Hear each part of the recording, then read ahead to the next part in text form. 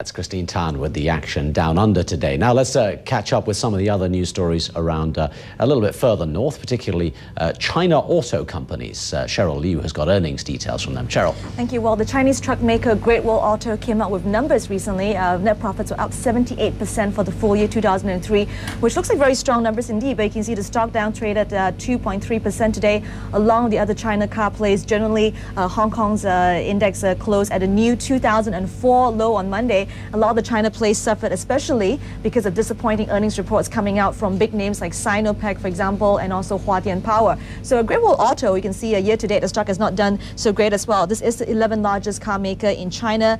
It is also the number 3 seller of SUVs. And Denwei Motors is another company that's expected to report earnings after market close today, but the numbers are not yet out on the wires. So why don't we take a closer look at Great Wall Auto's earnings and also the rest of the China market. For that, we're going to go right now to Philip Chan, who's a research director at Shenwan Securities. He's talking to us live from Hong Kong. Hi, Philip. I want to start by asking you about Great Wall Auto. As we just saw, the numbers for the companies came in very strongly. And remember when it went public in December, this was an extremely successful IPO. The shares traded up 65% on the first day. But since then, there's been some weakness in the stock. What are some of the concerns you think investors have about a company like Great Wall Auto?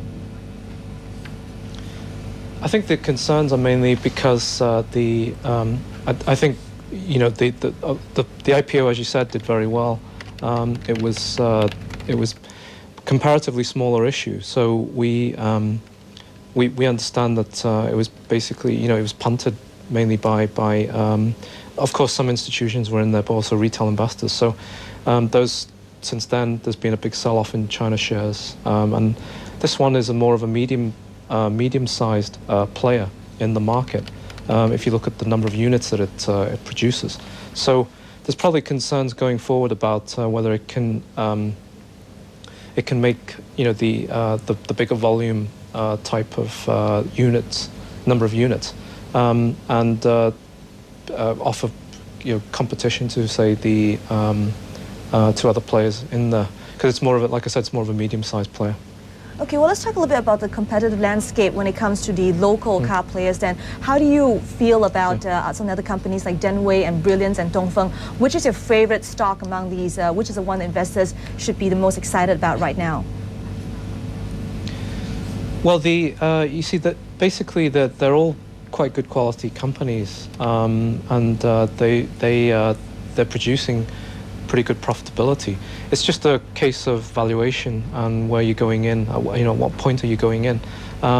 Most of the Hong Kong listed China auto companies have done very well in terms of the share price performance, because this sector itself has done well.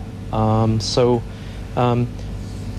would say that there's probably some more downside yet for these stocks. If you're looking in the Asia market, which is there's a lot more choice, but again, they're not. Those companies listed there, particularly like Dongfeng Auto, it's not actually the car making operation which is listed. That belongs to the parent. So you'd really be looking at, say, a subsidiary of the parent that's listed, and that looks pretty good to buy Dongfeng Auto.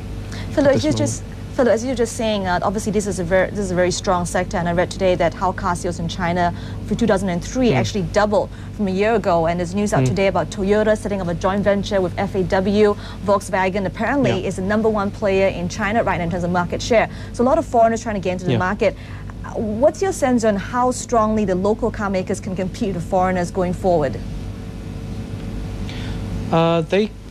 Well, if you're talking about simply by themselves, it will be difficult. They've needed this transfer in technology that we've seen over this last decade. However, bear in mind that locally produced cars, the local producers in China, they can afford to cut their prices a little bit more.